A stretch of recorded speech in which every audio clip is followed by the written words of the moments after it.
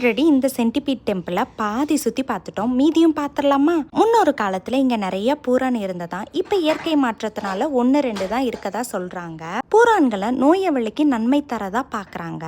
அப்புறம் இந்த லாஃபிங் புத்தாவை பாருங்க, அவருக்கு கீழே இருக்க விஷயம் தான் லக் அப்படின்ற நம்பிக்கையில மக்கள் இதை வாங்கி இங்க வைக்கிறாங்க. மயில் தோகைகள், அதுக்கு கீழே நிறைய காட்ஸ் இருந்தாங்க. அங்கங்க சின்ன சின்ன டெம்பிள் இருந்தது, ஊதுபத்திகள் அங்கங்க ஏற்றப்பட்டிருந்துச்சு. அப்படியே மேல வந்து சுத்தி பார்த்தோம்னா நிறைய விஷயம் இருந்தது. பார்ட் 1ல எல்லாமே கொடுத்துருக்கேன். முன்னாடி போஸ்ட் பண்ண வீடியோல ஒரு சிலர் இந்த ஒரு சிலைய போதி தர்மர்னு சொல்லியிருந்தாங்க. எனக்கு இதை பத்தின டீட்டெயிலான இன்ஃபர்மேஷன் எதுவும் தெரியல. இன்னொரு சின்ன நம்பிக்கையும் பார்க்கலாமா? இந்த சென்டிபீட் பக்கத்துல இருக்க ஒரு போர்ட்ல நிறைய கார்ட்ஸ் தொங்கிட்டு இருக்கு. அதுக்கான அர்த்தம், எந்த ஒரு ரிலேஷன்ஷிப்னாலும் சரி, முக்கியமா கல்யாண பந்தம் ரொம்பவே இனிமையா இருக்கிறதுக்காக இந்த ஒரு கார்ட்ஸை கட்டுறாங்க. இந்த இடம் ரொம்பவே சில்லு சில்லுன்னு சூப்பரா மழை வந்துட்டு இருந்தது. அப்படியே பார்த்தா தூரமா ஒரு கோவிலும் இருந்தது. நிறைய ஆரஞ்சு பழ செடிகளும் நம்மளால பார்க்க முடியும். சரி வாங்க, ரொம்பவே பழமையான பெரிய ட்ரம், அது பக்கத்துல இருக்க பெல்லையும் பார்ப்போம். ட்ரம்ம மேல கட்டி தொங்க விட்டுருந்தாங்க. இந்த ஒரு இடம் 16ஆம் நூற்றாண்டுகள்லயே கட்டியதா சொல்றாங்க.